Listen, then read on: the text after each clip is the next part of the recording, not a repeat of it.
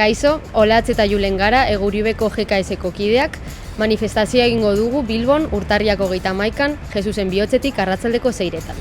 Manifestazioaren lema nagusia fasismoaren eta estatuen autoritarismoaren aurrean kaleak hartzea da, izan ere, bi elementu hauek txanpon berdinaren bi aurpegi bezala identifikatzen ditugu. Hasteko krisi testuinguru batean kokatu behar gara, non ideia erreakzionarioak konkretuki matxistak eta rasistak nagusitzen ari diren. Krisi testuinguruak estatuaren autoritarismoa bultzatzen ari da. Horren adibide topatu aldugu, gastu militar gero eta handiagoa, eta horren adibiderik muturrekoena estatu batuetan izeren exekuzio publikoetan topa ditzazkegu. Manifestaziora begira komitetan antolatu izan gara, Galdakon, Usansolon, Basaurin eta Rigorriagan. Basaurin konkretuki aurkezpen zabala izan dugu eta boxeo tailerra. Galdakon ere aurkezpena antolatu genuen hilabete hasieran, fasismoaren inguruko argazki erakustaldi batekin, eta orain dela gutxi pare bat mural egin genituen, bat Usansolon eta beste bat Galdakon. Etor zaitez manifestaziora eta guztion artean egin dezagun aurre fasismoari eta estatuen biraketa autoritarioa.